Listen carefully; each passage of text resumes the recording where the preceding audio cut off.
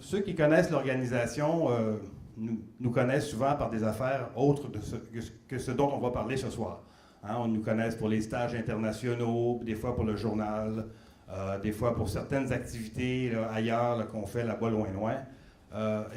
Mais on travaille surtout aussi beaucoup sur des questions de communication parce que notre mandat fondamental, c'est de soutenir les mouvements sociaux ici et ailleurs. Et puis la communication, bien, finalement, c'est une façon de les soutenir, d'aider nos partenaires à être capables de mieux communiquer. Ça nous a amené au fil des ans à faire toutes sortes d'activités reliées de près ou de loin à ces questions-là. On a fait des sites web pour... J'ai arrêté de compter combien de partenaires, par exemple. On a travaillé sur des questions même d'infrastructure, d'Internet, comment amener l'Internet de là-bas à là-bas dans des régions éloignées. On a travaillé sur des questions de droit d'accès à l'information avec le réseau, vous connaissez peut-être APC, l'Association pour le progrès dans les communications. On a même travaillé sur des questions de gouvernance. L'Internet, ça existe, on pense que c'est là un peu par lui-même, là, mais il faut que ça soit géré par du vrai monde, idéalement par des règles. Et même, j'en parlais tantôt à notre animatrice Nadia, on travaille tellement fort sur cette question-là qu'on essaie d'amener à Montréal pour l'an prochain le premier forum nord-américain de la gouvernance de l'Internet. Je vous invite à surveiller notre site web, ça risque de se confirmer dans pas longtemps. Donc, évidemment, ces questions-là sont extrêmement importantes et avec l'évolution des technologies, on se rend compte que de plus en plus, ça influence non seulement notre façon de prendre des décisions individuelles, mais collectives aussi. C'est ça qu'on va parler à soir. Comment ça vient, toutes ces technologies-là, un peu changer la nature de ce qu'on pense, de ce qu'on pense qu'on dit et de ce qu'on pense qu'on fait ensemble. Je pense que c'est assez important qu'on prenne conscience de ça et qu'on s'ajuste en conséquence. Bonsoir tout le monde, Nadia Serayoko. Je suis doctorante, moi aussi, chargée de cours à l'UQAM, mais je suis aussi chroniqueur à moteur de recherche à Radio-Canada, l'émission qui remplace Feu la sphère, pour ceux qui auraient connu l'autre mouture.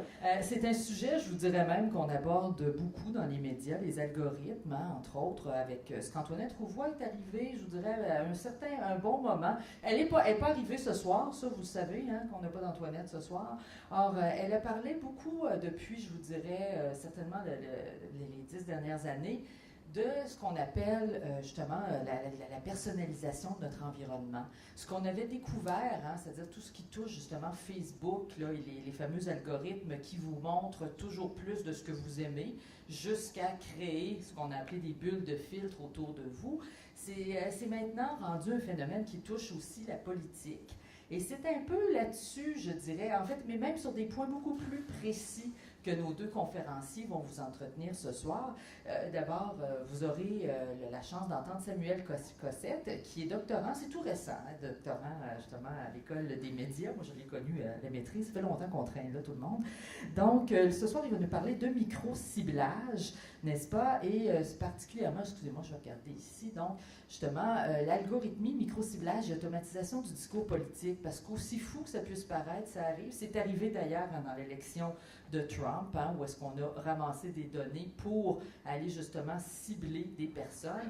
Et là, vous me dites, des personnes, ben c'est justement ce qu'Antoinette Rouvois nous expliquait souvent, hein, on récolte des données, mais un double de toutes les données, si on veut, d'une personne, donne pas la personne, ça donne juste un profil, hein, auquel on pourrait, justement, sur lequel on peut s'appuyer pour aller distribuer des messages à d'autres, à des individus qui ressemblent à ce profil-là.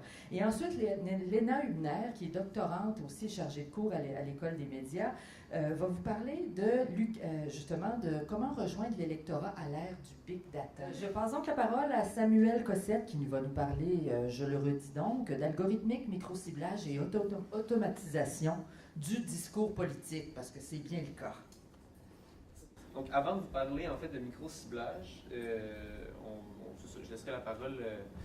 On va se séparer en fait sur une courte présentation sur le concept algorithmique pour introduire un peu ce qu'elle devait faire, parce qu'on avait un peu basé notre présentation là-dessus. Fait que c'est ça, pour qu'on puisse comprendre qu'est-ce qu'on dit, ben on va y aller tranquillement là-dessus. Mais évidemment, ça va faire en sorte que la présentation va durer un peu moins longtemps et tout, ça sera moins développé, mais ça laissera plus de temps à discuter puis à poser des questions. Puis voilà.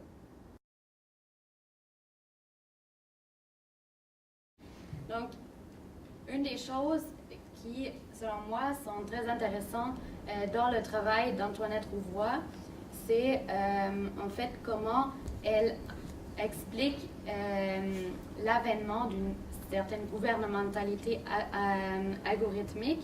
Donc, comment est-ce qu'elle s'installe? Ce qu'elle nous dit, c'est qu'elle s'installe en 3 étapes. La première, en fait, consiste dans le fait que un peu chacun entre nous, sans forcément en avoir conscience, va laisser donc des traces sur certains sites web comme Facebook, pour ne pas le nommer.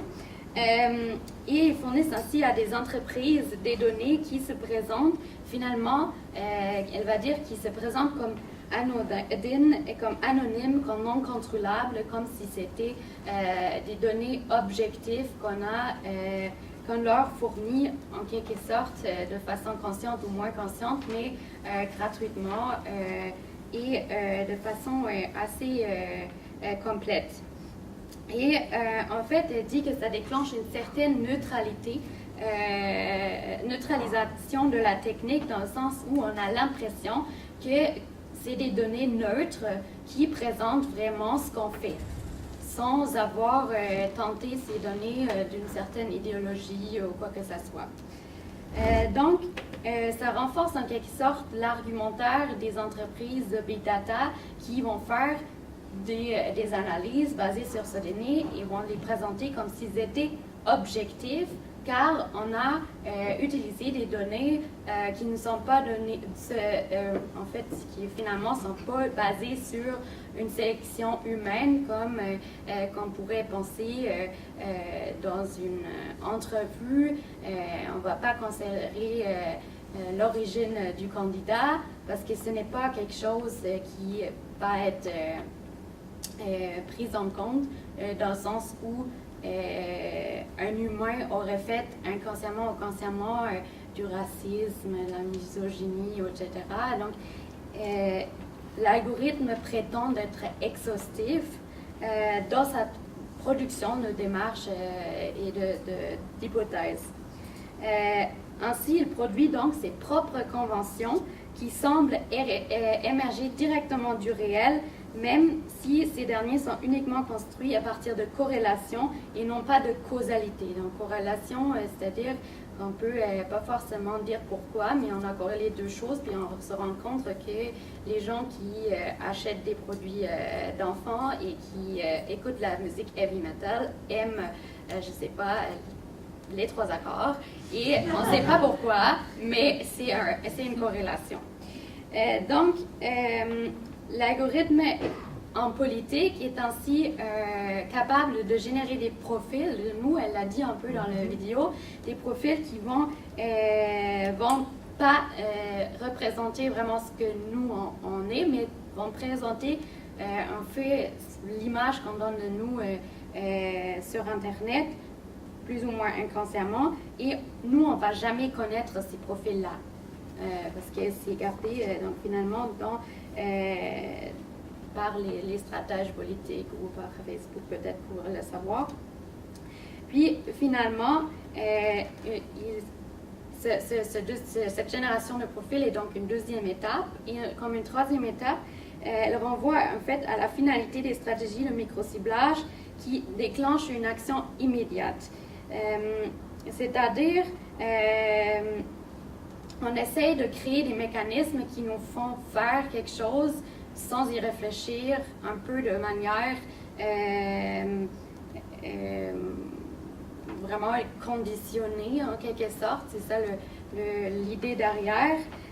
Ce qui pour Antoinette Rouvroy pose problème dans le sens où ce qui disparaît, et je la cite ici, c'est la capacité de se rendre compte par soi-même de ses propres motivations, de ses propres convictions politiques. Donc, en quelque sorte, la gouvernementalité algorithmique permet, dans ce cas à Facebook, par exemple, de promouvoir ses services comme neutres, voire démocratiques, parce qu'ils sont objectifs, et dépourvus de référence à des classes ou des catégories sociales. Tout en laissant croire que les individus ont la liberté de faire un choix rationnel. Ils n'ont pas besoin de fournir ces informations-là. On ne les a pas forcés d'aller sur Facebook. Ainsi, en fait, le service publicitaire qu'offre Facebook aux partis politiques se présente finalement comme fondamentalement inoffensif, parfaitement objectif, puisqu'il est fondé sur une réalité antécédente à toute manifestation de volonté, une réalité qui paraît autant plus fiable et objective qu'elle fait abstraction de notre entendement pour nourrir le rêve d'un gouvernement parfaitement démocratique. Ainsi, ce qui est le danger, finalement, selon Antoinette Rouvroy encore, et qu'on dévalorise le politique en s'adressant directement à des publics hyper ciblés avec des thématiques qui leur parlent déjà, qui les intéressent, et ainsi on évite un peu le débat sociétal parce qu'on s'intéresse, donc finalement on ne s'adresse pas de la même manière à tout le monde, on n'adresse pas le même problème, on ne présente pas le même problème social de la même manière à tout le monde, et il y a donc un certain danger pour le débat public, en fait, qu'il soit écarté d'avance et que le conflit, en fait, n'existerait plus parce qu'on règle le problème par en avance, car en fait, on va toujours s'adresser à ceux qui ont un problème directement de manière tellement hyper ciblée qu'on a l'impression que ce n'est pas un problème sociétal, mais c'est un problème un peu individualisé et donc réglé d'avance.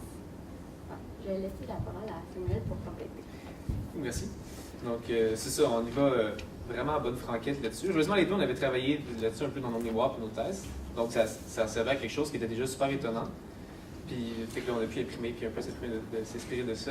Donc, ouais, c'est ça, ce processus-là de gouvernementalité algorithmique, c'est automatisé, puis son objectif principal est de faire, un des objectifs est de faire disparaître un sujet qu'on dit réflexif, c'est-à-dire qu'on va fonctionner, comme l'expliquait Léna, par signaux. On capte l'attention, puis on envoie, par rapport aux données qu'on a reçues, un certain signal pour faire agir la personne en fonction de ce qu'on avait prédit. C'est ce qu'elle dit un peu, Mme Rouvroy, dans la vidéo. Elle a dit que le gouvernement algorithmique, en fait, c'est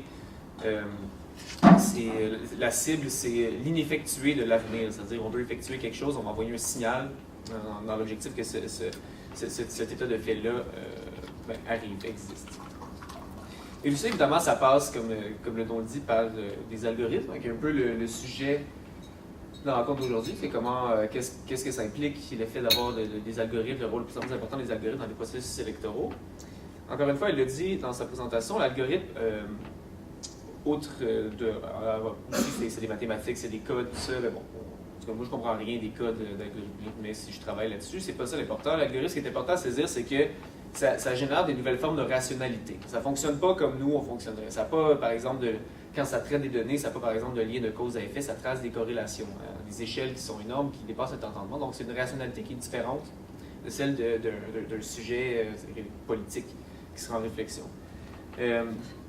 Et c'est ça, c'est pas essentiel de saisir comment fonctionne cet algorithme, plutôt que de saisir c'est quoi sa rationalité, c'est-à-dire qu'est-ce que ça amène comme conséquence, qu'est-ce que ça a comme impact.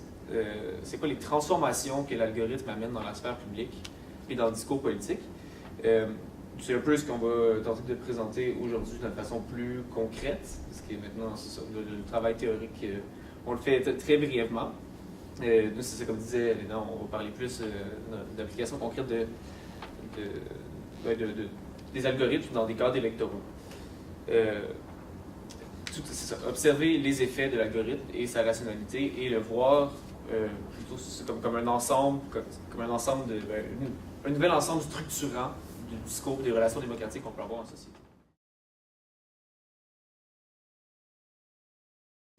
Ce que j'avais préparé, c'est vous parler de phénomènes qui sont au cœur de la gouvernementalité algorithmique et du rôle de l'algorithme, c'est-à-dire le micro-ciblage. Quelque chose dont nous sommes tous et toutes victimes aujourd'hui, si je peux m'exprimer ici. C'est-à-dire que quand on va, peu importe où est-ce qu'on va sur Internet, surtout, on reçoit des publicités qui sont ciblées. Et j'explore un peu ce concept-là, puis c'est bon, comment ça fonctionne, d'où ça part, où est-ce que ça arrive, c'est qui est derrière ça, c'est quoi les acteurs, comment ça se produit. Donc, le micro-ciblage politique, je vais vous en faire, moi, j'ai préparé ma présentation en 3 grandes sections. Là, en fait, la première, j'ai parlé de le micro-ciblage et le nano-ciblage. Qu'est-ce que c'est? C'est que ça marche en hiver, comment ça se construit. La deuxième, pour être vraiment plus pratique, c'est ça. Je vais vous présenter l'exemple que vous avez peut-être déjà entendu, qui c'est là de Cambridge Analytica. Mais pas juste le scandale Facebook, qu'est-ce qu'il faisait avant ça, puis comment ça marche, ça, Cambridge Analytica. Puis après ça, je vais vous parler de ce qui est en fait mon sujet de thèse, qui est l'automatisation du discours politique, qui serait, on pourrait dire, une des concrétisations de la gouvernementale algorithmique, telle que vous l'entendez vous. Donc, en partant, je pense que, puis Rouval l'a dit aussi, il ne faut pas être dans un cadre de pensée qui est déterministe par rapport à l'algorithme et à la technologie. Souvent, on entend beaucoup le mot la révolution Internet ou la révolution numérique. Il faut faire attention à ça. C'est pas, les technologies ne sortent pas de nulle part. Elles s'inscrivent tout le temps dans des processus politiques ou sociaux qui existent déjà. Puis il y a des tendances qu'elles reflètent et qu'elles créent, qu'elles peuvent exacerber, mais qui ne sont pas créées par la technologie en elle-même. Donc, il faut pouvoir tracer une généalogie un peu des technologies pour savoir qu'est-ce que ça nous apporte, c'est quoi les impacts que ça a aujourd'hui. Le micro-ciblage, dans ce sens-là, c'est pas un truc qui est nouveau non plus. Ça part du marketing, beaucoup. En communication politique, la plupart des techniques qu'on met de l'avant proviennent du marketing. La récolte de données en marketing, c'est un truc vu comme le monde. Je ne sais pas si l'exemple qu'on donne dans les cours de marketing, c'est souvent c'est la segmentation là, sur les bouteilles de shampoing, qu'on met exactement le même produit, mais avec des couleurs différentes, puis il y a autant de... C'est l'exemple plus classique. Donc, dans le marketing, qu'est-ce qu'on fait pour vendre un produit? C'est on va segmenter un marché pour essayer de vendre un produit différent à chaque marché. On pourrait segmenter selon l'origine, des tranches d'âge, le sexe, plein d'affaires. Et ça, c'est des techniques qui sont là depuis assez longtemps. Donc, on récolte quelques données sur les gens, qui sont, disons, au début du 20e siècle, assez basiques, c'est-à-dire ce qu'on peut récolter dans les recensements, par exemple. Ce qui est assez large, on va segmenter, puis après ça, on va dire, bon, ben, on va vendre les chars aux hommes de 25 à 55 ans. Donc, c'est la segmentation, et on vise. À ce moment-là, c'est une segmentation qui est assez large, c'est quand même des très gros groupes. Puis on va faire la même chose en communication politique, mais plutôt que faire des marchés de consommateurs et consommatrices, on va faire des marchés d'électeurs et d'électrices. Mais c'est le même concept. On a un message à vendre plutôt qu'un produit, puis on va essayer de trouver la population à laquelle on peut vendre plus facilement ce message-là. Le concept est exactement le même. Puis l'idée, déjà, c'est dans une logique qui est semblable à celle de l'algorithmique, c'est-à-dire que c'est une logique d'efficacité, puis d'efficience, puis de réduction des coûts. Essayer de vendre un produit à tout le monde, c'est très coûteux, c'est très difficile, puis tout le monde n'achètera pas. C'est la même chose pour un message politique. Donc, à quoi ça sert? On est aussi bien de l'envoyer aux gens qu'on pense que ça va plus prendre. Bon, en partant, vous voyez un peu le problème que ça amène au niveau comme de la communication en groupe. Et ben, tout ça, ça existe depuis assez longtemps. On développe une technique de micro-targeting. Il y a certains auteurs qui disent que le micro-targeting arrive au début du 20e siècle par des publicités postales. On récoltait notamment les punch cards, des gens qui travaillaient dans les usines pour avoir des infos sur leurs heures de job, les trucs. Puis on récoltait une tonne de données sur les ressentiments, puis on faisait du micro-targeting avec des publicités postales ou juste avec du porte-à-porte. C'est pas arrivé avec le numérique, ça non plus. Le web entre en jeu, Internet entre en jeu, puisque ça change, principalement, c'est deux choses. Premièrement, la vitesse de la récolte de données, puis deuxièmement, l'ampleur. Et ça passe par ce qu'on appelle le data mining. Et le data mining, c'est en fait les données numériques. Dès que quelqu'un est en ligne, il y a des données qui sont récoltées par les sites web, par plein de trucs. Ça, c'est pas juste les informations personnelles que tu vas rentrer, c'est aussi le temps que tu passes sur le site web, c'est aussi la vitesse à laquelle ton écran défile, c'est aussi les autres pages qui sont ouvertes en même temps. Donc, c'est toute ton activité, par exemple, sur Internet, qui sont récoltées. Et puis, on va aussi récolter, à côté de ça, tes habitudes d'achat à la SAQ avec ta carte Inspire, puis on va savoir c'est quel vin que tu aimes le plus acheter, puis combien tu dépenses par semaine à la SAQ. Même chose avec ta carte de fidélité métro. Puis, donc, différentes façons qu'on récolte des données sur les gens, les cartes de crédit évidemment, des placements sur les téléphones, puis toutes ces données-là sont dans un gros melting pot, c'est ce qu'on appelle le data mining, qui sont récoltées par les entreprises qu'on appelle les data brokers. Les autres, leur job en fait, c'est d'accumuler le maximum de ces données-là, puis après ça, ils les revendent à des publicitaires pour t'envoyer des publicités ciblées. Donc, on récolte ça, puis là, c'est ici que rentrent en jeu les algorithmes. Parce qu'évidemment, ces données-là ne sont pas observées une à une par des humains et des humaines qui vont aller cibler telle personne parce qu'elle a acheté une paire de pantoufles au Walmart hier. Bon, c'est les algorithmes qui traitent tout ça. Puis avec les habitudes d'achat et d'autres informations sur classe sociale, revenu, n'importe quoi, on va tracer des corrélations. Corrélations qui peuvent être absolument absurdes. Il y a donné un exemple tantôt. Je sais pas, tu sais, des gens qui... Oui, c'est ça, tu sais, qui ont absolument aucun lien de cause à effet, mais qui sont traités il y a tellement des données massives qui sont traitées que ces corrélations-là sont tracées, puis on va créer des profils à partir de ça. Et puis, c'est à partir de ça qu'on fait du micro-targeting, plus dans le sens où on l'entend aujourd'hui, c'est-à-dire sur Internet, les publicités ciblées qu'on va voir quand on débarque sur Facebook ou n'importe quel site web. Ce qui change également avec le numérique, c'est la notion d'instantanéité. C'est-à-dire que les publicités, par exemple, tu vas aller t'acheter, bon, je sais pas, tu t'en vas sur... tu vas regarder un article sur le dernier match de hockey des Canadiens, puis il y a une publicité de char en bas. Si tu fermes la page puis tu reviens 30 secondes après, 2 secondes après, ça ne sera peut-être pas la même publicité. C'est pas une publicité qu'ils payent pour qu'elle soit sur ce site web-là en tout temps, ça change constamment. Puis c'est tout le temps, c'est un système en fait de bids, c'est des paris en publicité, puis il y a quelle compagnie qui est prête à payer le plus pour avoir cette publicité-là à un moment présent sur le site web dans lequel tu es. Donc tout ça, c'est dans l'instantanéité, puis ça fonctionne avec d'autres moyens de récolte de données qu'on appelle le minage d'opinion. Ça, c'est comme le data mining, où on prenait les données sur les habitudes d'achat, puis on prenait les données sur où est-ce que tu es allé te promener hier, puis c'est où est-ce que tu as appelé, donc plein de trucs. Mais là, on va faire ça avec comment tu te sens. Du moins, c'est ce qu'on tente de faire. On appelle ça l'analyse de sentiment ou le minage d'opinion. Puis comment on fait ça? C'est en passant, par exemple, la méthode la plus courante, c'est l'analyse textuelle de texte. Par exemple, Facebook va le faire avec ce que tu écris dans Messenger ou tes statuts Facebook ou tes hashtags Instagram, n'importe quoi. Tout ce texte-là est analysé. Et puis, les algorithmes en ressortent des grands thèmes qui essaient de dire, par exemple, que tu n'es pas de bonne humeur en ce moment ou que tu es vraiment contente, c'est passé une belle chose de ta vie, tu utilises des mots joyeux, puis gentils, puis c'est vraiment le fun. Donc là, ils déterminent que tu es dans un bon état. Et ils vont combiner ça avec des études en neuromarketing, puis en neuropsychologie, puis ils vont monter ce qu'on appelle des modèles psychographiques. Ça, c'est la segmentation que les entreprises vont faire, comme ils faisaient avec, par exemple, les femmes de 25 à 45 ans. Mais là, ils vont faire avec ça, plus comment les gens se sentent, c'est quoi les modèles psychologiques de ces gens-là. En récoltant les données sur les sentiments et les opinions, ce qu'ils tentent de faire, encore une fois, ils font ça avec des représentations des gens, c'est pas quelque chose qui est à tout couvrir et qui fonctionne, il faut rester nuancé. Mais c'est ce qu'ils disent qu'ils font, puis c'est ce qu'ils veulent faire. Donc avec ça, ils font ce qu'ils appellent des modèles psychographiques.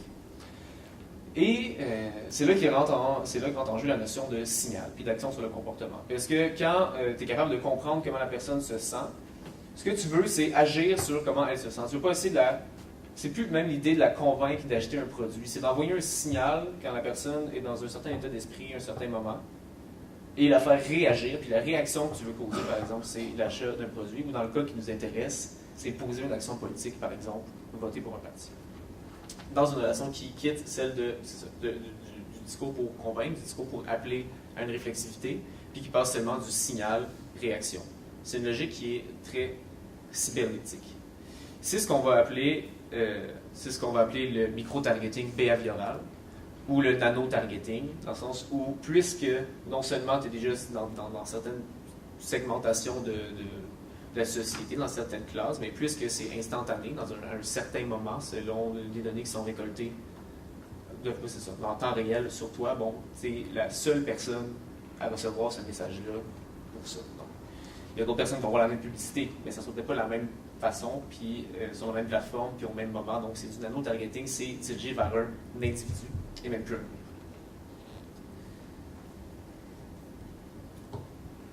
Donc ça, c'est qu'est-ce que ça mange, j'en ai fait un peu le nano-targeting. En gros, puis ça, c'est le slogan de Cambridge Analytica, fait que là, je m'en viens à la section plus intéressante, c'est envoyer le bon message au bon moment à la bonne personne. C'était le slogan de l'entreprise Cambridge Analytica. Donc c'est ça, une entreprise qui n'existe plus aujourd'hui, qui a fermé au mois de mai après un énorme scandale de données, de données privées qui auraient été récoltées sans l'assentiment des utilisateurs et des utilisatrices de Facebook. Où est-ce que ça sort, cette entreprise-là? Ben, ça sort d'une entreprise britannique qui s'appelle SCA Group, Strategic Communication Laboratories, qui sont en fait une entreprise militaire. les autres, ils font ce qu'ils appellent du psychological warfare, la guerre psychologique. Donc, ils débarquent, surtout pour le compte de l'OTAN. Donc, ils vont débarquer dans des opérations, principalement des opérations antiterroristes ou dans différents, au Moyen-Orient surtout, puis en Asie. Puis, ils vont cibler des groupes considérés comme révolutionnaires, par exemple, ou des groupes qui foutent le bordel. Puis, ils vont essayer de les cibler avec des campagnes pour faire en sorte que ces gens-là soient déstabilisés ou cessent leur activité ou ils font des campagnes beaucoup. Le fake news, c'est pas Trump qui a inventé ça. Là, ils font ça comme militairement pour faire croire différents trucs dans cette population dans les objectifs militaires. Cette entreprise-là s'est dit, bon, pourquoi pas faire ça, mais dans le politique, aux États-Unis, ça va être super le fun. Donc, c'est ça qu'ils ont fait avec Cambridge Analytica. Cambridge Analytica a une histoire un peu spéciale dès le début. Le nom Cambridge Analytica vient du fait que en 2007, il y a deux chercheurs à l'université de Cambridge qui sont des psychologues puis qui développent un modèle qui s'appelle le modèle Océan, qui est un modèle qui est pour classer les gens dans différentes catégories psychologiques, là, comme l'ouverture, la conscience, extraverti ou introverti. Ils développent un modèle psychologique, puis ils vont le tester en récoltant des likes sur Facebook. Ils vont faire une application qui s'appelle My Personality App, qu'ils vont mettre sur Facebook. C'est des gens qui faisaient comme leur thèse, puis qui étaient comme on va faire une application, et les 2-3 amis, une couple d'amis qui vont les remplir, puis des amis d'amis, puis ils vont avoir comme assez de données pour faire leur thèse. Puis finalement, ça prend des proportions vraiment inimaginables. Puis en quelques années, il y a comme 6 millions de personnes qui ont répondu, parce que c'est ça, c'est Facebook, c'est en train de pogner, là, ça spin à fond. Fait qu'ils se ramassent avec la plus grande base de données psychométriques qu'il y a jamais eu. Fait qu'ils sont comme, wow, c'est tellement cool. Et puis, ils vont étudier ça, ils vont regarder les données, puis ils vont publier en 2013 les résultats de leur recherche qui disent que les autres vont affirmer qu'avec 67 likes, ils peuvent connaître mieux une personne que ses amis.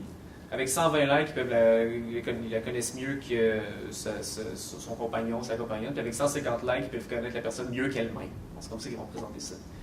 Mais ça pour dire qu'ils sont capables, avec 95% de précision, de déterminer plein de choses sur toi, que ce soit ta nationalité, si tu n'es pas informé, que ce soit plein de tes intérêts à partir d'autres likes qui ont été récoltés. Donc, ils publient leurs résultats. Puis le jour qu'ils publient les résultats, ces deux gars-là reçoivent 2 appels de Facebook. Un premier pour leur offrir une job qu'ils refusent, puis le deuxième pour les poursuivre. Leur envoyer une mise en demeure. Fait ils finissent pas par travailler sur Facebook. Mais Cambridge Analytica, elle voit ça, puis elle trouve ça bien intéressant. Fait qu'elle les appelle, puis elle dit ça vous tente de travailler pour nous autres? Puis les gars ils disent non, ça ne tente pas. Mais ils ont un autre ami qui est avec eux, Alexander Kogan, qui est au cœur du scandale qui est éclaté en 2018, qui travaille également dans le même département psychologique, qui était allé voir les deux un peu avant, puis il avait dit hey, ça m'intéresse vraiment vos recherches, est-ce que vous pouvez partager avec moi vos données? Puis il avait dit oui, c'est le fun, on est à l'université, partage du savoir. Fait que là, finalement, lui, il fait haha, puis il prend ça, puis lui, il se fait acheter par Cambridge Analytica, puis il s'en va. Puis c'est là qu'il va développer une deuxième application qui est My Digital Life, qui est l'application qui a été récemment fermée parce qu'elle a récolté des données sur 87 millions de personnes sans leur consentement. Il va faire le même processus, en fait, que les premiers. Et, bon, c'est ça, va créer l'entreprise Cambridge Analytica telle qu'on la connaît aujourd'hui. Sur mes feuilles. Bon, c'est ça. Donc, Cambridge Analytica est active principalement au départ dans les deux grandes causes pour lesquelles on la connaît, c'est le Brexit puis l'élection américaine de 2016. Ils disent connaître 5000 data points, donc données sur chaque électeur et électrice aux États-Unis. Ces données-là, ça peut être n'importe quoi. Ça peut être où est-ce que tu habites, c'est quoi tes déplacements, où est-ce que tu es dans l'épicerie d'habitude. C'est extrêmement large. Ils font affaire avec, comme je disais tantôt, des data brokers pour récolter ces données-là et vont mettre en place, ont développé un modèle psychographique avec lequel ils font du micro-targeting. Dans les élections américaines de 2016, ils ont été actifs pour Trump, puis ils lançaient à chaque jour, pendant la durée des élections, ils lançaient 80 000 publicités différentes. Ils en ont lancé 150 000 seulement la journée des premiers débats avec Hillary Clinton. Au total, ils ont fait 4 000 campagnes publicitaires différentes, ils ont fait 1,4 milliard de publicités différentes en tout. Puis ils ont visé 13,5 millions de personnes dans 16 États. Principalement sur Internet, oui. C'est quoi la différence entre les publicités? Est-ce que c'est une grosse différence ou genre le changement de couleur, c'est considéré comme... J'y arrivais. Ah, Excellente question. C'est ça. Exactement. Ben, c'est là, encore une fois, que rentrent des algorithmes, c'est-à-dire qu'il n'y a pas une personne qui est là et qui écrit comme frénétiquement 80 000 publicités chaque jour, comme en shakant un peu. C'est vraiment, c'est ça, on fournit du texte, on fournit des données à des algorithmes qui vont créer des publicités, qui vont lancer sur Facebook, par exemple, et 90% de ces publicités-là vont offrir quelques minutes. On les lance, on teste à quel point ça va rapidement circuler, à quel point les gens réagissent. Si ça ne réagit pas comme on voulait, ben on la retire puis on en lance une autre qui peut être à peu près la même chose mais avec une couleur différente ou la taille de caractère est différente ou la police est différente, différents trucs comme ça. Et ça fait en sorte qu'on peut en lancer des milliers par minute en fait, puis tester extrêmement rapidement lesquels fonctionnent et lesquels ne fonctionnent pas. Ça fait en sorte que le message en fait de la publicité n'a pas d'importance. Ce qui est important, c'est est-ce que ça a circulé. Est-ce que, puis encore une fois, le fait de partager ou de liker une pub, ça dit rien sur ta compréhension, surtout dans le message politique. Pour eux, ils ne savent pas si les gens ont compris le message. En fait, ils s'en foutent si les gens ont compris le message. Ils s'en foutent si on réussit à convaincre les gens. La seule chose qu'ils voient, la seule chose qui les intéresse, c'est ce que les gens ont partagé. Ils cherchent à avoir une réaction. Et c'est là-dessus que tous les algorithmes se basent. C'est sur, encore une fois, le signal et la réaction qui est le partage de la publicité.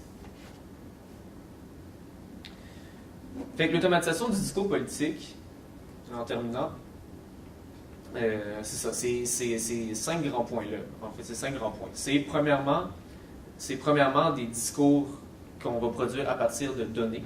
On récolte des tas de données sur les gens, puis on va produire des discours à partir de ça, à partir de ce qu'on dit être le réel. C'est un peu l'équivalent numérique de la gouvernance par sondage.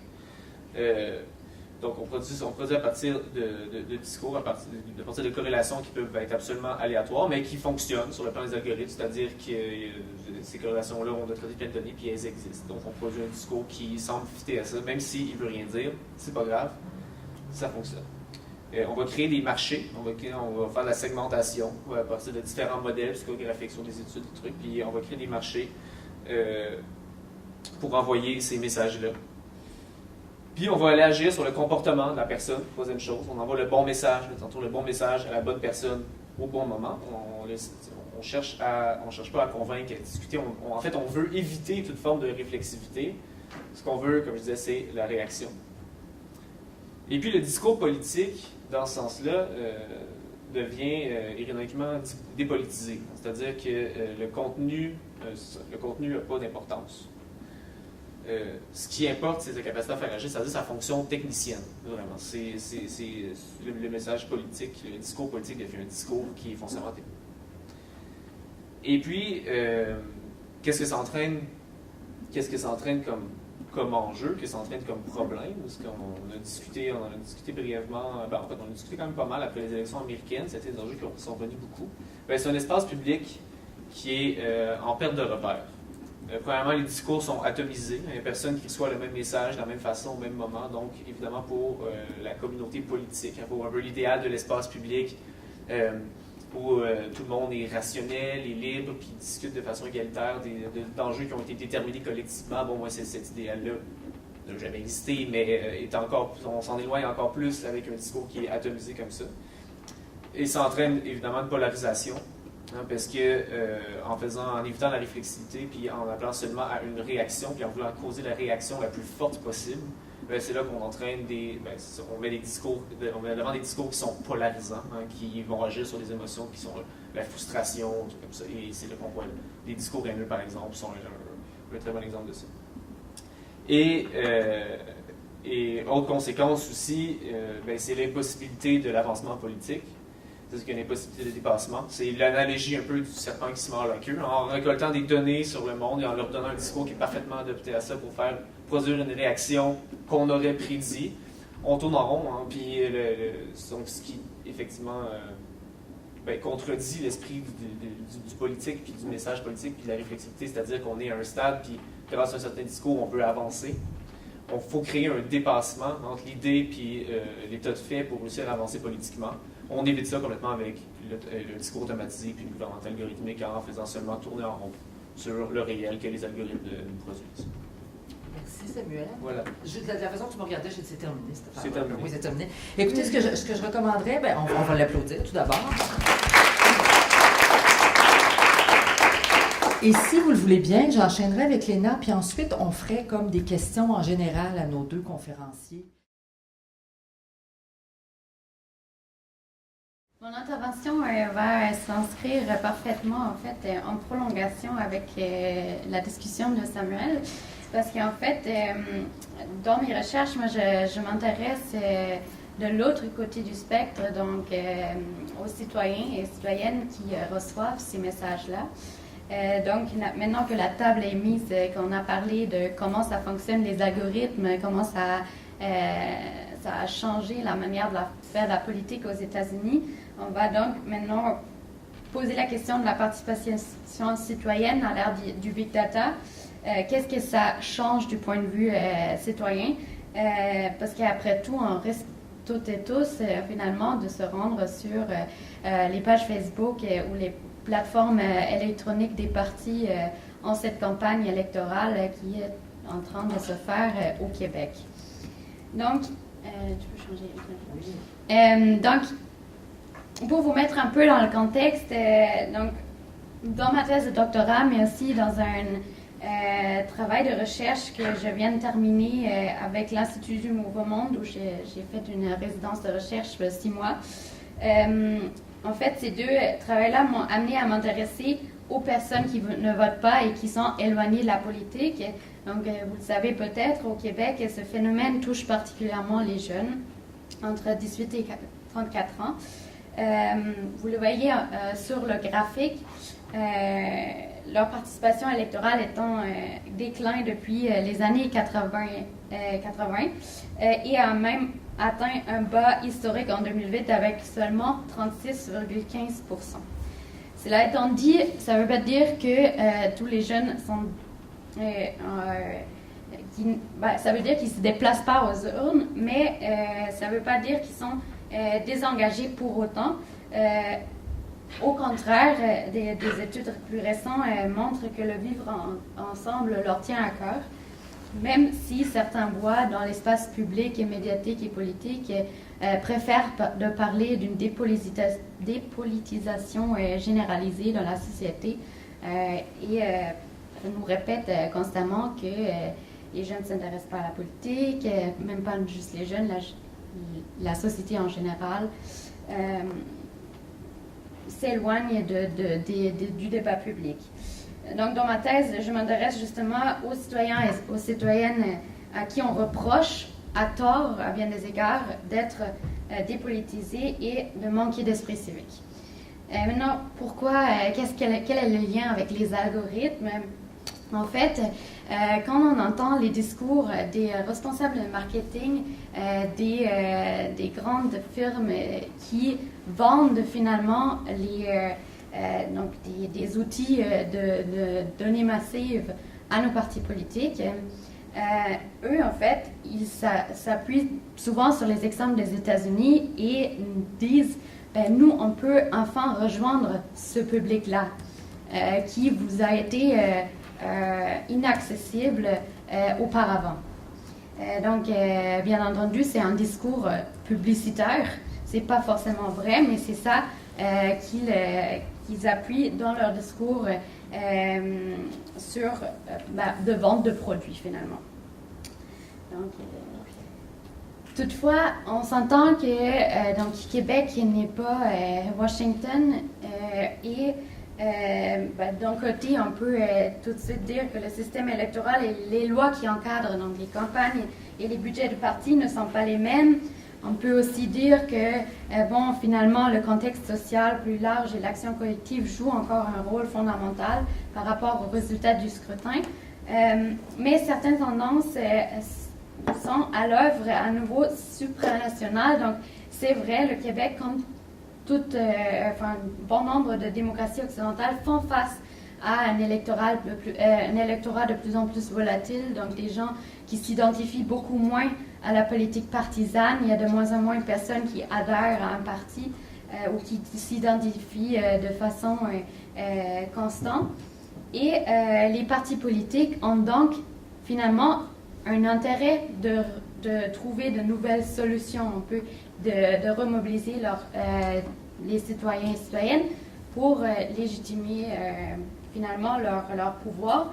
C'est leur responsabilité d'informer donc la population de leur projet pour se faire élire.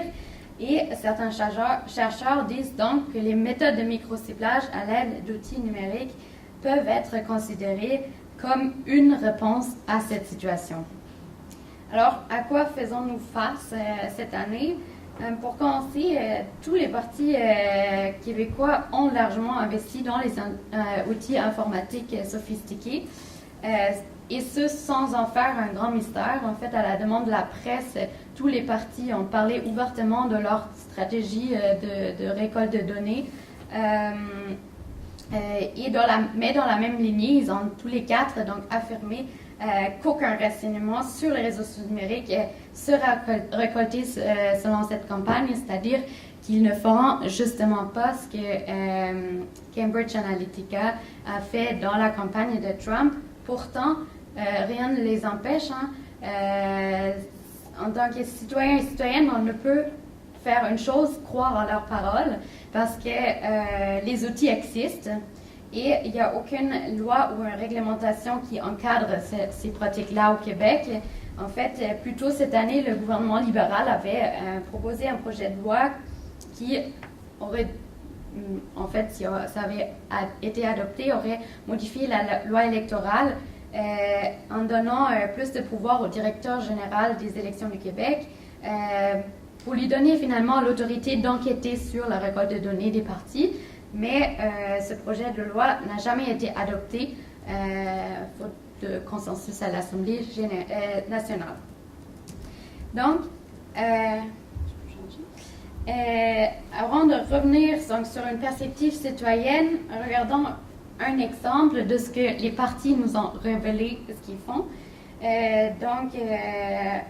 La CAQ, par exemple, ils ont un logiciel qui s'appelle Coalist, mais les 4 partis en ont un. Donc, Québec solidaire appelle ça La Base, le Parti libéral s'appelle LibContact, et le Parti québécois, je pense que c'est Gestion PQ. Chacun des partis en a un. On va juste faire un exemple, mais ça marche à peu près de la même façon pour tout le monde. En fait, donc d'abord, tous les partis ont déclaré de récolter les données de la liste électorale. Comme Samuel a dit, c'est vraiment pas nouveau, ça fait des années qu'ils font ça. Donc, ils ont les noms, adresses, sexe, date de naissance. Ensuite, les numéros de téléphone cellulaire et domicile, le courriel, les intérêts politiques des citoyens et citoyennes. Ça, c'est vraiment pas nouveau. Ça fait des années et des années, c'est les pratiques courantes. La CAQ et le PLQ ont également acquis une banque de numéros de téléphone en privé. Ça aussi, ça fait depuis avant Internet que c'est fait. C'est pas une nouveauté. Ce qu'ils disent ne pas faire, c'est justement acquérir des données des firmes de data brokers, donc comme Samuel l'expliquait, qui font des corrélations entre, par exemple, nos achats à la Sécu, qu'est-ce qu'on fait avec notre carte de crédit, etc. Et les corréler, par exemple, avec des données Facebook. Ça, ils disent ne pas le faire. Par contre, ils disent que leurs nouveaux outils leur permettent de ramener un certain nombre de renseignements sur une même plateforme. Donc, à la fois les données que je viens de mentionner, mais aussi les renseignements supplémentaires. Dans le cas de la CAQ, c'est par exemple le numéro de personnes vivant au domicile, les résultats électoraux dans son bureau de vote, les résultats de sondage interne, un indice de sympathie vers la CAQ et les intérêts anticipés de l'électeur ou de l'électrice. Donc, comment ils arrivent à ces données, là, c'était moins clair, mais par exemple, le résultat il me semble, par exemple, les résultats des sondages internes, c'est pas très clair qu'est-ce qu'ils font, bien qu'on peut penser que c'est juste, entre guillemets, des formulaires Internet ou bien des formulaires téléphoniques. Ça pourrait aussi bien être une analyse de sentiments textuels. On ne le sait pas. En gros, ce que ça leur permet, c'est justement de créer, de mettre toutes ces données-là qu'on avait partiellement déjà avant, mais mettre ça sur une même plateforme, sur cet outil-là, et donc les regrouper. Ça, c'est nouveau. Donc, c'est ce que Samuel a appelé, on peut augmenter le volume et l'ampleur des données qu'on a. C'est ça qui a changé. Et justement, ces outils-là permettent de faire ces corrélations-là qui donnent lieu au profil de lecteurs et de lectrices. Dans le cas de la CAQ, ils ont déclaré avoir fait 6 203 148 fiches de lecteurs et de lectrices. Donc, c'est quand même un nombre impressionnant de fiches profil électoral qu'on ne connaîtrait jamais. Juste pour être un peu plus complète, donc les stratégies de Québec solidaire se distinguent légèrement, donc toujours selon le parti. On met moins l'accent sur les fichiers individuels. On indique s'en servir, je cite, pour diffuser des prises de position auprès des personnes susceptibles de les appuyer sans nécessairement être partisans ou membres. Donc, en gros, ce que ça veut dire, c'est qu'ils mettent moins l'accent sur l'indice de sympathie envers le parti en général pour déterminer si on est partisan ou pas, mais plutôt vers un indice de sympathie vers des projets. Ça leur permet, en fait, de récolter des données non seulement en campagne électorale, mais en fait tout le long. Et ça, en quelque sorte, ressemble beaucoup à ce que l'équipe de Barack Obama avait fait. En fait, une des raisons pourquoi leur base de données était aussi grande en 2012 pour sa réélection, c'était le fait qu'ils avaient commencé donc une grosse base de données en 2008 déjà pour sa première élection, mais ils n'ont jamais arrêté de les alimenter au fil des années et donc on est arrivé avec une base de données pour la prochaine élection qui était beaucoup plus importante. Donc, c'est peut-être moins individualisant, mais en même temps, Québec solidaire fait recours à des stratégies de big data autant que les autres partis.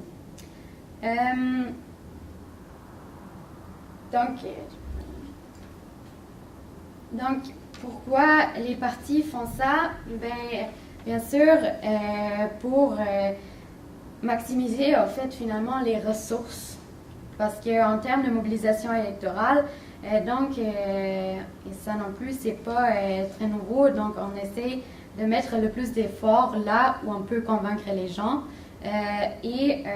Comme le dit le vice-président de Data Science qui gère le logiciel du Parti libéral, il faut qu'on soit capable de se concentrer sur les électeurs qui sont les plus intéressants de notre point de vue, plutôt que d'essayer de convaincre tout le monde en même temps. Donc, nous ne sommes pas toujours tous et toutes ciblés en même temps. Finalement, on cible principalement 2-3 façons. Première chose, donc les personnes qui sont susceptibles d'être indécises et qui habitent en plus dans une circonscription qui compte pour le vote. Donc, si vous habitez dans une circonscription où c'est tight là, le score, là, il y a beaucoup plus de chances que des gens essayent de vous mobiliser. C'est pas nouveau. Deuxième chose, on peut donc cibler des groupes d'intérêt par rapport à un point crucial du programme. Par exemple, quand on parle de la maternelle à 4 ans, on cible des familles avec des enfants en bas âge. Puis finalement, on cible aussi le partisanat fidèle parce qu'en fait, il faut les garder engagés.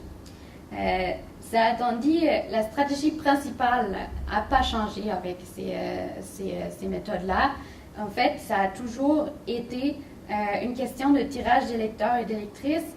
Il fallait toujours maintenir sa base militante, ignorer le noyau dur de l'opposition, puis concentrer ses ressources sur le partisanat modéré, donc qui doit être rassuré, et sur l'opposition modérée qu'on peut pour éventuellement encore convaincre de voter pour soi-même.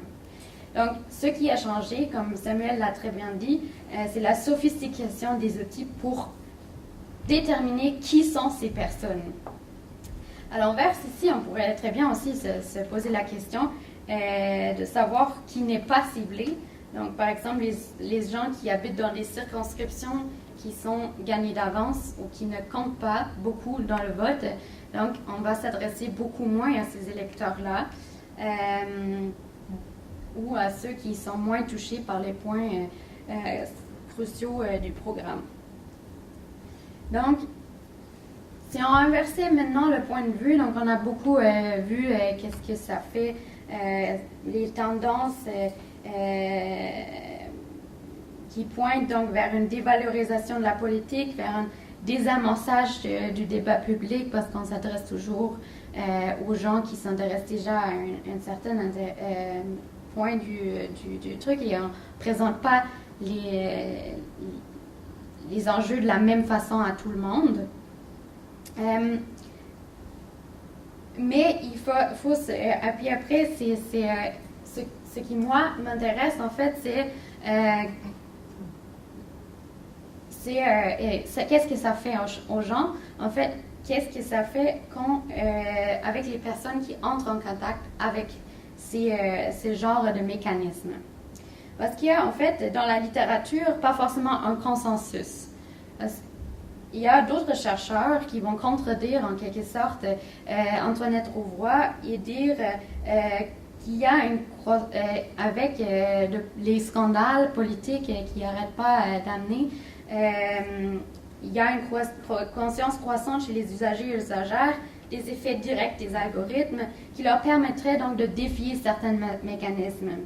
Toutefois, on doit nuancer ce point de vue parce qu'on parle ici notamment des publicités ciblées, politiques ou commerciales, qui récoltent de manière générale un succès plutôt modéré dans le sens où on n'adhère pas forcément à un parti parce qu'on voit une fois une publicité, comme on ne loue pas une voiture de location juste parce que Google a déterminé qu'on a acheté des billets pour aller à Cuba la semaine prochaine.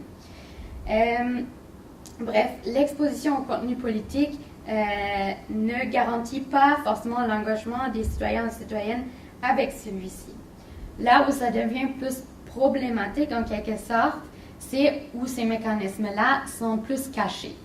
Donc, justement, avec des analyses de sentiments que mentionnait Samuel, on se rend bien compte qu'on a reçu une publicité traquée parce qu'on s'est rendu sur Amazon avant à regarder des couches. Ça ne surprend pas qu'on va recevoir des publicités de couches sur notre Facebook après. Mais on se rend beaucoup moins compte que quand on a écrit, par exemple, un message joyeuse et j'ai rencontré les bénévoles de Québec solidaire ce matin, ils ont frappé à ma porte, j'ai eu une conversation super intéressante avec eux et j'écris ça en privé à mon conjoint. Je me rends beaucoup moins compte que peut-être par une analyse de sentiments, si jamais ça se fait, ils disent qu'ils ne le font pas, mais ça pourrait amener à, par exemple, une publicité ciblée, donc de cette journée-là, de me faire inciter à devenir membre, à voter pour Québec solidaire. Et comme je suis déjà enthousiaste cette journée-là, il y a peut-être une chance que je sois plus sensible à ce contenu-là à ce moment-là. Et c'est là où ça devient un peu plus problématique. Donc, le problème après, comme ces mécanismes de gouvernance algorithmique sont en quelque sorte cachés et les gens s'en rendent très peu compte, comment on peut les étudier, surtout qu'on en a un long rapport avec des gens qui ont une certaine difficulté à naviguer bien sur Internet ou qui manquent une certaine littératie numérique. C'est pas évident d'investiguer sur ça parce que souvent les usages dont on parle dans les études, c'est les usages innovants que font des jeunes branchés, milieu urbain hyper éduqués. Donc, on a rarement, en fait, finalement, investigué sur les usages des gens qui ont des connaissances modérées des techniques, mais aussi connaissances modérées en sens politique qui ne sont peut-être pas aussi branchés qui lisent le devoir à chaque jour. Donc, pour comprendre ces phénomènes, dans ma thèse, il me paraissait donc nécessaire d'aller au-delà d'une étude sur les usages qui s'attache à analyser une pratique particulière, donc soit la géopolitique en ligne, parce que je crois qu'il faut comprendre le rôle que joue le numérique dans l'expérience politique d'une personne. Il faut d'abord investiguer l'expérience générale qu'entretiennent les personnes avec la politique. Donc, parce que cette expérience-là, on l'a bien vu, ça se résume pas seulement à avoir vu quelque chose en ligne une fois. Il y a de multiples autres facteurs qui rentrent en compte. Autrement dit, la technique ne détermine pas à elle seule ni nos pratiques civiques, ni le résultat du scrutin. En revanche, je pense que c'est aussi faux de tenir le discours des responsables de marketing politique qui nous disent que la perte de confiance envers nos institutions parlementaires et politiques peuvent être compensées par des stratégies de micro-ciblage. Donc, je pense que les discours sur la technique comme la solution pour résoudre nos problèmes institutionnels n'est pas du tout nouvelle non plus. Il a surgi avec l'émergence de la radio, de la télévision, d'Internet, des réseaux sociaux. Maintenant, on y revient avec le big data, et on y reviendra avec l'intelligence artificielle. Pourtant, les recherches montrent que le numérique, même dans sa plus récente version avec Internet des objets, etc., n'augmente pas le niveau de politisation de ceux qui ne s'y s'intéressent pas. Pour y citer Thierry Vidal, l'attraction des objets numériques n'en suffit pas à compenser la distance à l'égard politique. Et trop souvent, à mon avis, ce discours cache en fait le véritable malaise ou les véritables malaises démocratiques. Par exemple, le débat sur le pourquoi les citoyens et citoyennes ont perdu la confiance en notre système. Par conséquent, ma question, qui est d'après moi essentielle, il faut se demander, est-ce que c'est vraiment à partir de ces stratégies de micro-ciblage qu'on veut, en tant que parti politique, remobiliser l'électorat? Est-ce que ce n'est pas par d'autres mécanismes qu'il faudrait passer? C'est donc en réfléchissant à cette question que ma thèse de doctorat, en fait, s'éloigne de plus en plus d'une approche centrée sur la technologie et sur les usages institutionnels de Facebook, Twitter, etc. Parce qu'en fait, je pars de plus en plus du principe que pour comprendre comment le numérique a reconfiguré notre rapport à la politique, voire même notre participation si elle a lieu, il faut d'abord comprendre pourquoi de plus en plus de personnes se sont éloignées de celle-ci et les demander vraiment partir du c'est quoi pour vous la politique. Puis, c'est en examinant, donc moi je fais ça à très petite échelle, dans une étude plutôt microsociologique, mais vraiment partir de leurs expériences vécues pour étudier comment et par quels moyens l'information politique sur les enjeux qui les touchent directement arrive chez ces personnes-là. Et c'est à partir de là, à mon avis, qu'on peut ensuite cerner le rôle, qu'il soit majeur ou mineur, du numérique et des stratégies de micro-ciblage politique. Es-tu prête à aller à ton My Data Insight? Oui, merci. Et donc, Je trouvais que ça concluait bien. Finalement, ça c'était... on n'est pas... au Québec, on n'est peut-être pas aussi big avec le data. Mais my algorithm is the best, ça c'est tout le temps, comme tout le monde pense ça. C'est ça.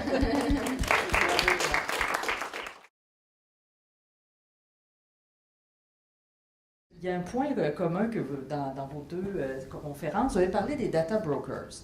Et Samuel nous expliquait un peu le rôle, je dirais, traditionnel qu'avaient les data brokers. Et là, tes gens de data science nous disaient « Ah non, nous, on ne fait pas... on fait affaire, mais on ne fait pas affaire avec des data brokers. » Les politiciens disaient « On ne fait pas affaire avec des data brokers. » Mais ce que je trouve intéressant, et c'est peut-être quelque chose qui contribue un peu au cynisme, je dirais, des électeurs, c'est que les algorithmes, pour ces gens-là, data science en ont, parce qu'ils analysent les contenus des réseaux sociaux.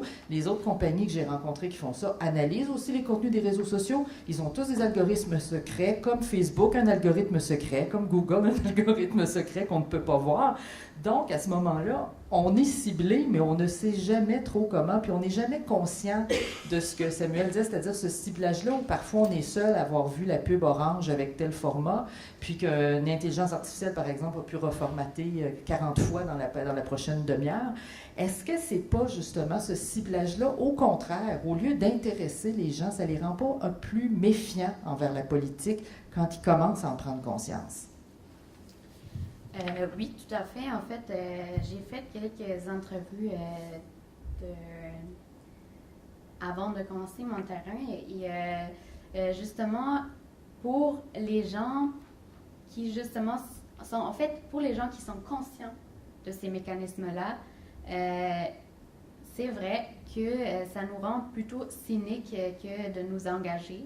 Mais c'est toujours sur la prémisse que les gens s'en rendent compte. Mm-hmm. Donc, par exemple, il y a des études, une étude américaine qui est sortie sur quand Facebook avait changé leur manière d'afficher des publicités.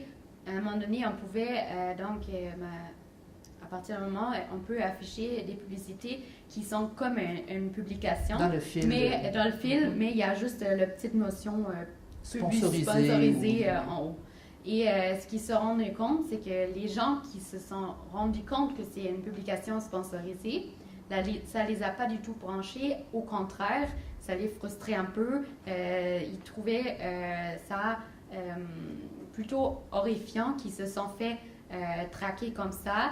Et en fait, ils arrivaient à la conclusion que pour ceux qui s'en rendent compte, ça peut même mener à une sorte de désengagement politique en ligne où on dit j'ai plus envie de mettre des commentaires politiques en ligne parce que j'ai pas envie de recevoir ce contenu-là.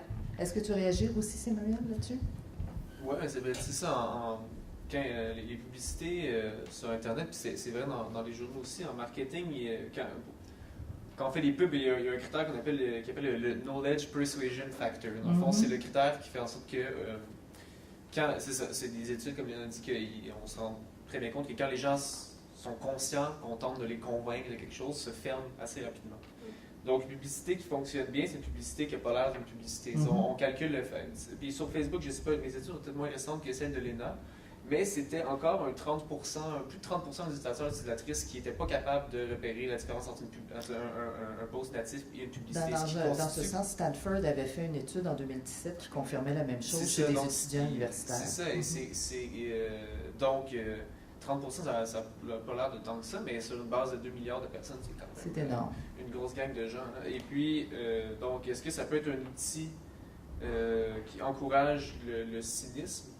Oui, je pense que l'exemple le plus frappant, c'est l'exemple russe, en fait, là, qui pour participer à l'élection de Trump, n'ont pas explicitement fait des messages qui soutenaient Trump, mais ont participé plutôt à créer une confusion la plus massive possible, puis à faire la désinformation. Puis à décourager les gens d'aller voter, et puis ça, ils faisaient ça par du micro-ciblage, puis ils l'utilisaient exactement comme outil de cynisme politique. Oui. C'est ça leur utilisation de la publicité ciblée. Donc, oui, c'est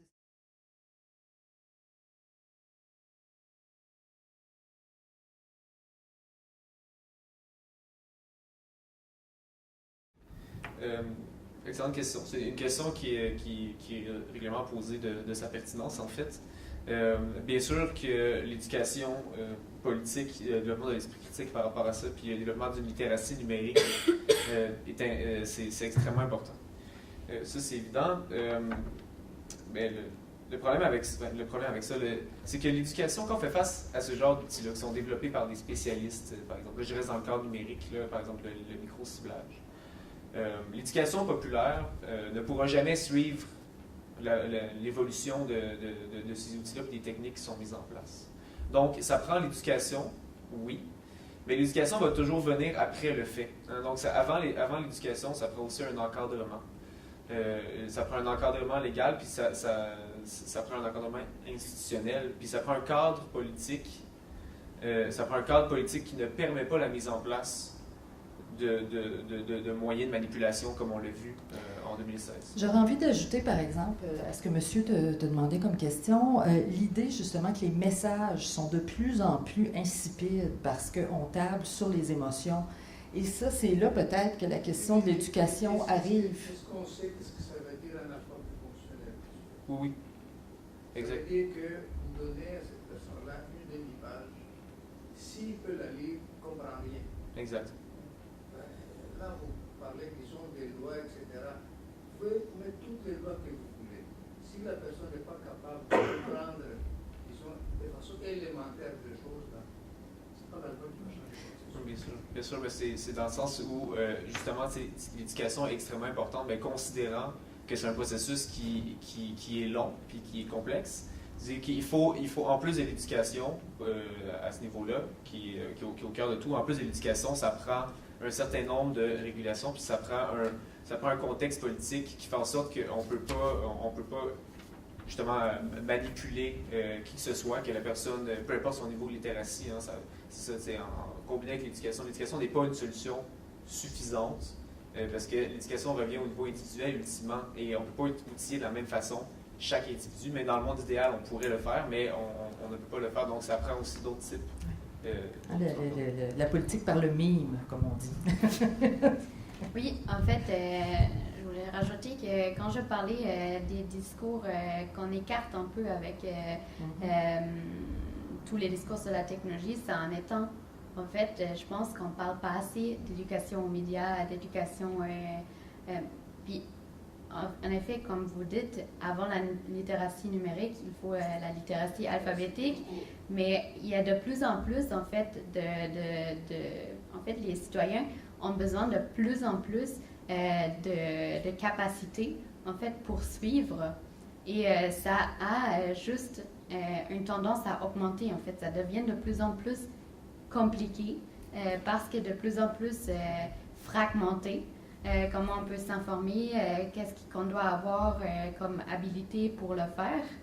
Et donc, de ce point de vue-là, je pense que c'est un des discours qu'on écarte en mettant toujours la solution dans le numérique. Mais maintenant, tout le monde est branché, donc on va passer par ça. Mais non, il y a des gens qui ne sont pas branchés. Il y a les réserves autochtones ont des réseaux Internet extrêmement faibles où la haute connexion n'est pas là.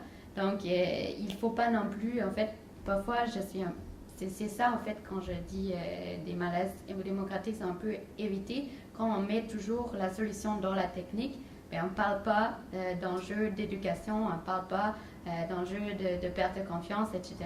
Et je suis absolument d'accord avec vous, ça passe avant.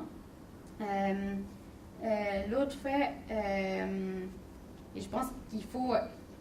C'est l'État qui doit agir, c'est aussi l'école qui doit agir, mais encore là, il faut avoir les moyens pour le faire, donc il faut de l'argent, donc ça revient finalement quand même, je suis d'accord qu'il doit y avoir des politiques publiques qui permettent cette éducation-là.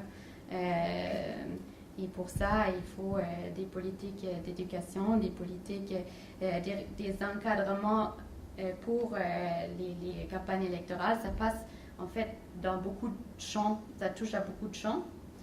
De l'autre côté, il y a aussi des chercheurs qui vont dire, bon, le fait qu'on fait de plus en plus de marketing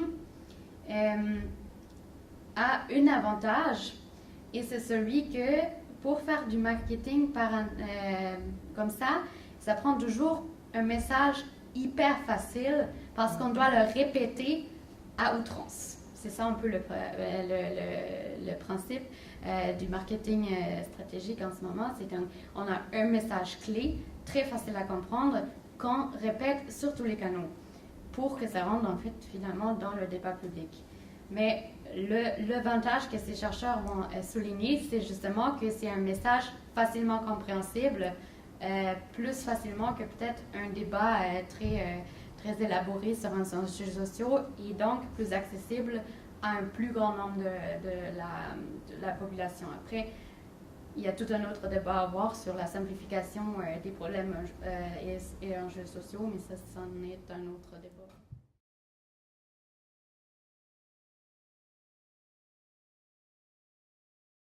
C'est effectivement la question que je me pose pour ma thèse, parce que la plupart des études en fait qui existent en ce moment sur la participation politique en ligne se trouvent être des études en Sciences Po et qui abordent justement de façon très constamment en fait les usages qui sont visibles et très souvent on a donc affaire à des gens hyper politisés qui participent parce que il y a donc les études montrent que les personnes qui parlent le plus fort sur Internet, c'est des gens hyper politisés, souvent aussi très éduqués ou au moins très impliqués dans un réseau partisan, que ce soit de droite ou à gauche, peu importe.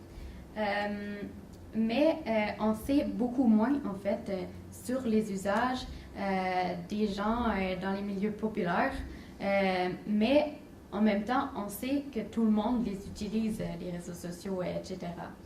C'est un peu de ce point de vue que je suis entrée dans ma thèse, justement, à dire, ben, pourtant, ces gens-là, ils font aussi des trucs sur Internet, ils vont peut-être pas s'exprimer, mais ils vont lire les commentaires.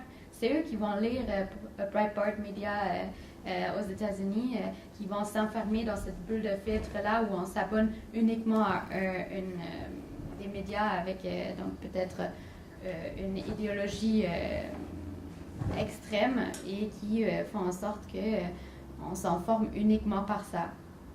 Non, les États-Unis, c'est toujours l'exemple un peu extrême, car effectivement, comme Nadia disait, de plus en plus de gens s'informent uniquement par les réseaux sociaux aux États-Unis. Ce n'est pas encore le cas au Québec et au Canada pour diverses raisons. Donc, c'est certainement moins franc, mais le disenfranchisement, empêcher les communautés de voter, ça existe aussi et ça n'a pas forcément changé avec Internet, mais Internet est un espace où ça peut amener à ça, en fait. Les fausses nouvelles les plus populaires, c'est qu'un bureau de vote a fermé, que le bureau de vote est ailleurs. D'ailleurs, même Facebook, dans leur dernière...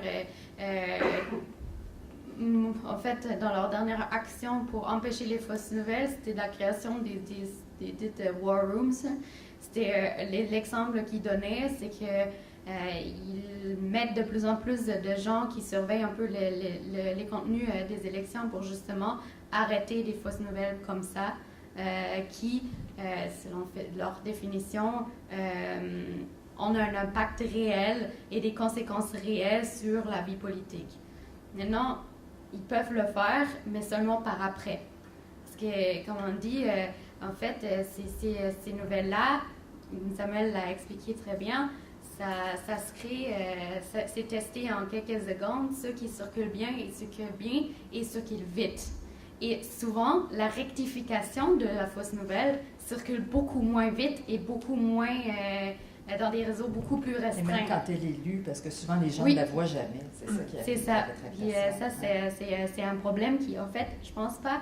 en fait, sur une échelle longue, mon hypothèse de travail, c'est que ça change, mais ça rajoute en fait une couche de complexité, mais ça ne change pas forcément fondamentalement la perception d'une personne de participer ou pas, ou d'être engagée ou pas. Est-ce que ça pourrait être juste que dans le fond, la façon, par exemple, même d'empêcher des communautés de voter, on va le faire, par exemple, en ciblant certains codes postaux, pas d'autres, etc.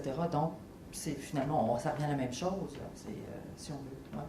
Ben, ça a existé par téléphone, hein, que oui, les gens, robocalls. Les robocalls, que le bureau de vote a changé d'adresse. Ça a existé avec le téléphone, maintenant on le fait peut-être sur Facebook, mais c'est le même principe. C'est ça, c'est donc on transfère nos usages finalement dans le numérique. J'avais une question ici.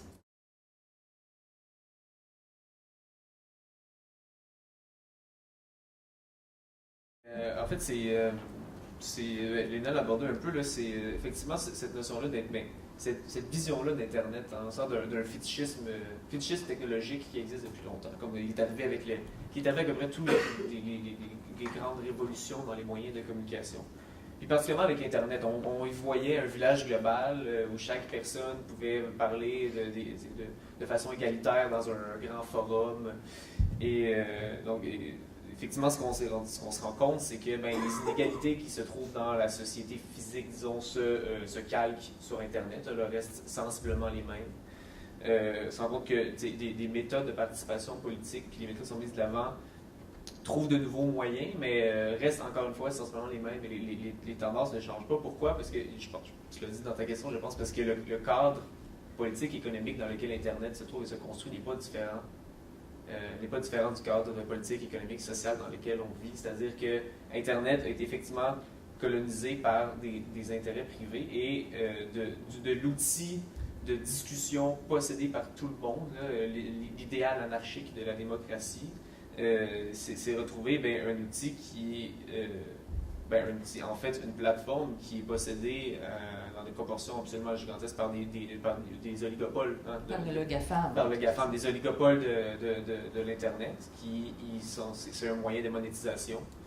Et les utilisateurs et les utilisatrices d'Internet sont des consommateurs et des consommatrices d'Internet aussi, surtout. Et on n'a pas les moyens, individuellement de renverser ça.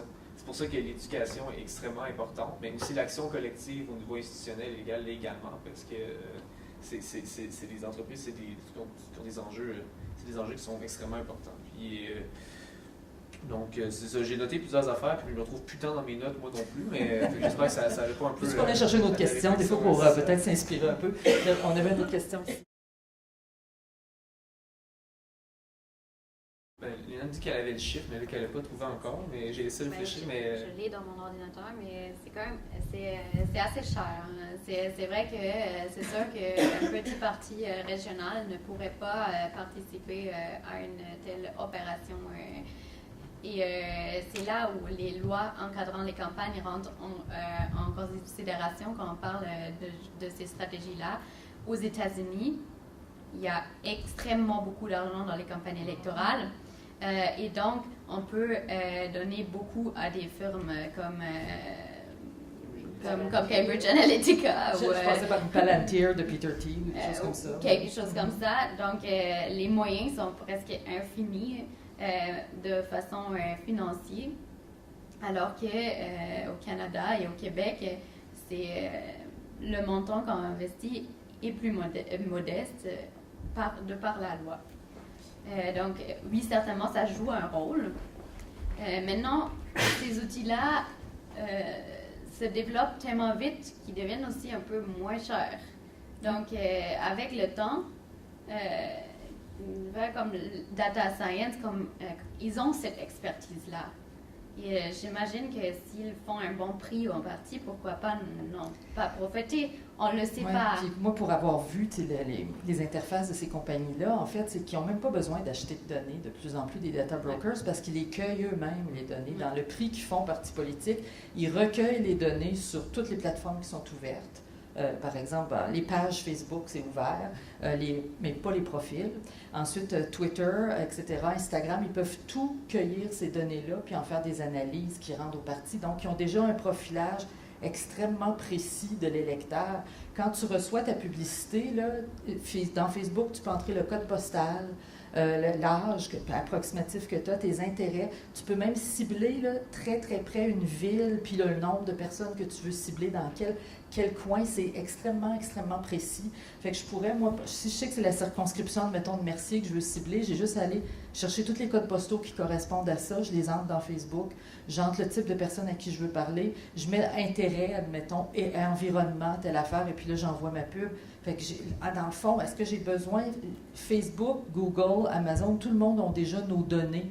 Fait que Data Science, quand ils font leur travail, ils peuvent aller chercher des données ailleurs, mais ils n'en ont peut-être même plus besoin tant que ça, parce que tout est là, finalement. Ça revient aussi un peu à la thématique tantôt. Est-ce que les politiciens en sont conscients? Pas du tout, je pense. Mais en fait, tous leurs responsables de marketing aussi, ils utilisent déjà des techniques comme ça. C'est utilisé. Là. Personne ne met une publicité, que ce soit pour le commercial, dans le communautaire et organisationnel. Quand tu investis dans Facebook, tu vas cibler ton public de cette façon-là. Donc, en fait, j'avais fait quelques entrevues avec des responsables de communication de partis politiques. Ils en sont complètement conscients qu'il y a une certaine manière, ils donnent des données à Facebook, mais ils ne sont pas forcément conscients des conséquences. En fait, ils rentrent quand même encore, dans les entrevues que j'ai faites, rentraient quand même encore dans le sens où, mais c'est notre pouvoir, enfin, c'est notre devoir de rejoindre ces gens-là. Si ça me permet de les rejoindre, c'est quelque chose qui est bon pour la démocratie parce qu'enfin, je peux les rejoindre. Donc, la conscience de toute la marchandisation avec ces données-là n'était pas du tout là. Par contre, n'hésitez pas à dire que oui, avec des coûts pas si extraordinaires, on arrive à faire une publicité pour adhérer au parti et ça marche. On a 5-6 nouveaux membres et si ça marche, pourquoi je ne le ferais pas? Oui, puis je n'ai pas de misère à le croire parce que je l'ai vu dans les milieux syndicaux partout, les publicités Facebook pour aller chercher du monde. Est-ce qu'il y a d'autres questions? Oui, tout à fait. Je vois les deux regardent le micro, c'est comme grosse question.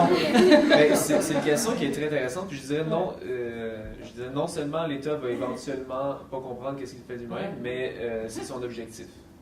Non, mais sincèrement, dans le sens où on regarde le big data comme quelque chose qui permet de trouver réponse à des questions qu'on n'est pas capable de trouver par une logique réflexive. C'est par justement le traitement des quantités massives de données et la corrélation. C'est pour ça que, mettons, Uber va vendre ses données, va récolter des données de trafic, puis va les vendre aux villes, puis les villes vont pouvoir comme voir des patterns de trafic qui sont aucunement capables d'expliquer pourquoi ces patterns-là existent, mais ils existent. Il y a peut-être des gens qui pourraient mieux l'expliquer que moi. Mais en fait, comme tu le présentes assez bien, mais c'est que ça te permet de répondre à des questions que tu te poses même Exact, c'est de répondre à la question. S'il y a des patterns, c'est parce qu'il y a de l'intelligence artificielle. Exact. Ça veut dire qu'ils ont déjà établi comme toutes les possibilités, puis à partir de là, ils vont choisir dans les possibilités selon les données qu'ils ont récoltées. Et pour revenir en fait sur le début, c'est en fait ça qu'Antoinette Rouvroy dénonce un peu quand elle parle de la naturalisation de la technique.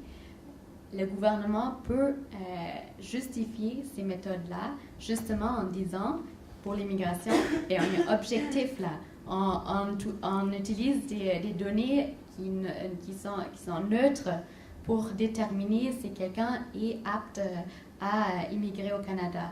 Alors que même si ces données se présentent comme s'ils étaient neutres, ils ne le sont pas.